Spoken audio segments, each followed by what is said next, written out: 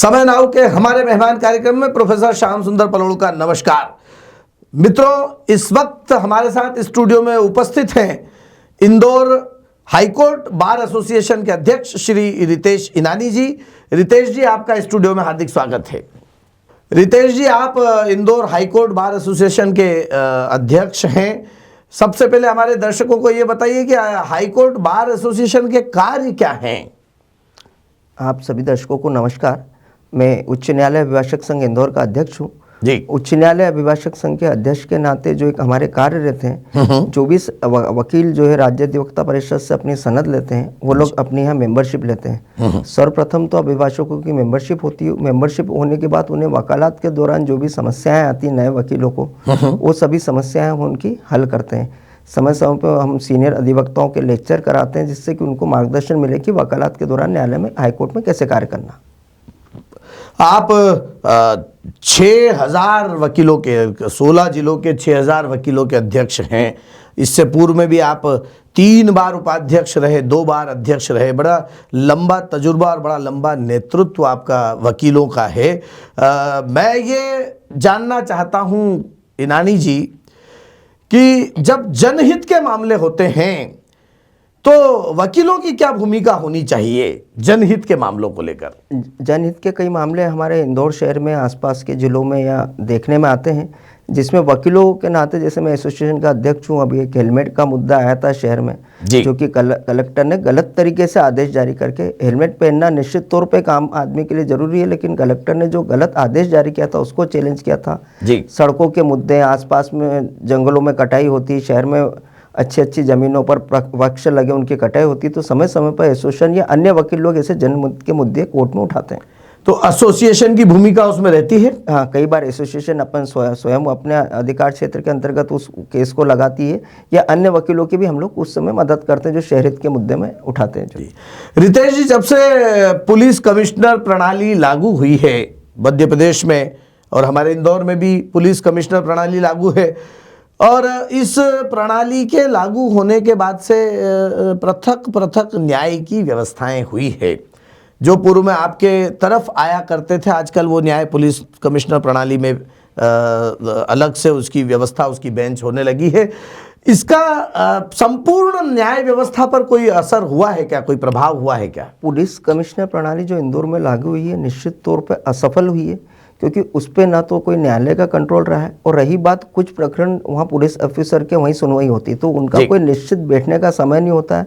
सुबह से शाम में किसी भी समय वो बैठते और न्याय करते हैं, या जो भी वो करते हैं उसका कोई निश्चित तौर पे वो असफल हुई है, क्योंकि न्यायालय का काम अगर पुलिस या दूसरे अधिकारी करेंगे तो उससे न्याय पक्षकारों को सुलभ नहीं मिलेगा। अच्छा, एक और महत्वपूर्ण बिंदु, जहाँ तक आपने सुलभता की बात कही है, पक्षकारों को सहज, सरल, सुलभ और सस्ता न्याय मिले, क्या बार एसोसिएशन इसके लिए कोई प्रभावी कदम उठा सकती है क्या? हाँ, आपका एक अच्छा प्रश्न है। सस्ता और सुलभ न्याय आज के समय में कई बार मुश्किल हो जाता है जी। बार एसोसिएशन के पास कई वकील, ऐसे पक्षकार लोग आते हैं जो कि अपने तरफ से सक्षम नहीं होते हैं। हम उन्हें लीगल एड, जो हाईकोर्ट में लीगल एड सर्विस है, वहाँ भेजते हैं, वहाँ से होती है। कई बार वकील लोग अपने, कई शहर में वकील लोग ऐसा कार्य कर रहे हैं जो कि जिन पक्षकारों के पास पैसे नहीं होते उनकी अपनी तरफ से मदद करते हैं, उनका प्रकरण लड़ते हैं। यानी कि आपकी बार एसोसिएशन भी ज़रूरतमंद का प्रकरण लड़ने के लिए कोई पृथक से व्यवस्था लेकर आती है। हाँ, ज़रूरतमंद का जो भी होता है, हमारे पास कोई आता है, हम उनको या तो लीगल एड के थ्रू, जो हाईकोर्ट में एक संस्था में बना रखा है, उसके थ्रू करते हैं, या जो वकील लोग हैं, जो हमारी संस्था के सदस्य लोग जो मदद करते हैं, बाकायदा हम उनकी समय समय पर मदद करते हैं। या वकीलों की जो अन्य संस्थाएँ भी शहर में काम कर रही, वो ऐसे कई जगह क्षेत्र में कैंप लगाती है जो लोगों को असुविधा न हो, उन्हें न्याय के संबंध में बताया जाए। एक मुद्दा वर्षों से कहीं न कहीं भारत के परिदृश्य में दिखाई देता है, जिसके एक लाइन में यदि स्लोगन के रूप में कहूँ तो टिकता न्याय और बिकता न्याय। इस बारे में आपका क्या कहना है? क्योंकि बहुत मुश्किलें हो रही है इस देश में, वर्षों से कोर्ट के चक्कर लगाते लगाते तारीख पर तारीख, तारीख पर तारीख, तारीख पर तारीख, और उन तारीखों के बाद पीढ़ियाँ गुजर जाती है, लेकिन न्याय मुवक्किल को हासिल नहीं होता। तो ये जो और वो फिर जिस तरह से मैंने जो स्लोगन कहा कि कहीं ना कहीं टिकता न्याय और बिकता न्याय की व्यवस्था हमारे समाज में एक बहुत ही गहराई तक पहुंच गई है। इसके बारे में आपका क्या कहना है? एक्चुअली भारत देश में या चाहे मध्य प्रदेश में या इंदौर में अपन बात करें, हाँ। तो प्रकरण बहुत सालों से, अब पहले आदमी कोर्ट नहीं आता था, लेकिन हर छोटी सी बात को लेकर कोर्ट आ जाता है। तो इस कारण न्याय में भी विलम्ब हो रहा है। और जहाँ तक आपका प्रश्न है कि बिकता न्याय, हर प्रकरण में ऐसा नहीं होता है, पर अगर कहीं कोई ऐसा होता है तो पक्षकार लोग हमारे मुख्य न्यायाधीश महोदय को शिकायत करते हैं, उस संबंध में उनकी जांच होती हो। और लगभग प्रतिवर्ष मध्य प्रदेश में लोअर जुडिशरी के 10 से 15 जजों को इस कारण हटाया जाता है।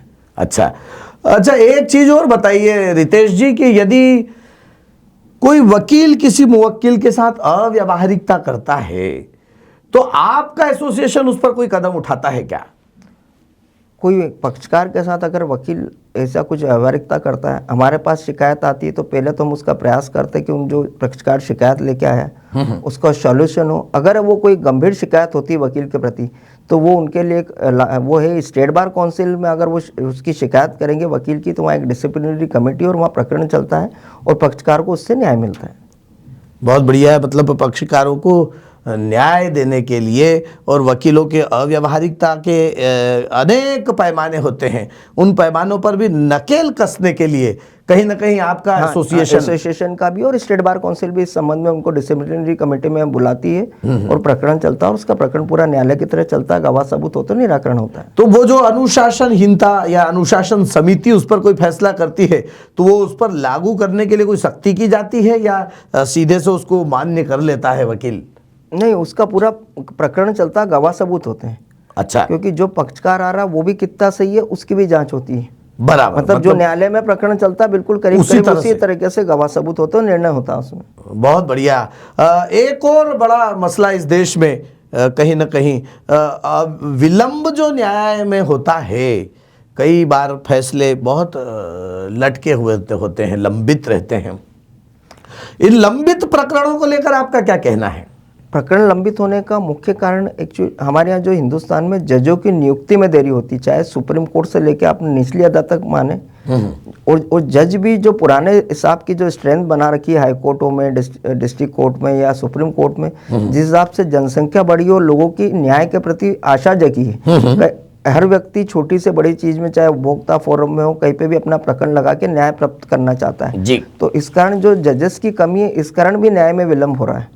यानी कुल जमा आपके मतानुसार न्यायाधीशों की कमी न्याय के विलंब का मुख्य कारण है।